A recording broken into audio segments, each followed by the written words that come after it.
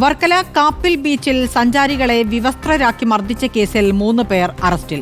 വർക്കല സ്വദേശികളായ യുവാക്കളെ ആയൂർ പോലീസാണ് അറസ്റ്റ് ചെയ്തത്. കാപ്പിൽ ബീച്ച് കണ്ടുമടങ്ങുന്നതിനിടെ പ്രതികൾ സഞ്ചാരികളെ വിവസ്ത്രരാക്കി മൊബൈലും ഷൂസും തട്ടിയെടുത്ത് കടന്നുകളയുകയായിരുന്നു.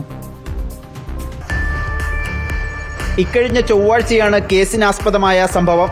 ഉച്ചയ്ക്ക് 1:30 കാപ്പിൽ ബീച്ച് കാണാനെത്തിയതായിരുന്നു ചെമ്മരുതി സ്വദേശികളായ 19 വയസ്സുള്ള ബിജോയും 18-കാരൻ നന്ദുവും. വഴിയിൽ തടഞ്ഞു നിർത്തിയ 3-അംഗ സംഘം ഇവരെ മർദ്ദിക്കുകയും പൊട്ടിയ മദ്യക്കുപ്പി കാട്ടി ഭീഷണിപ്പെടുത്തുകയുമായിരുന്നു.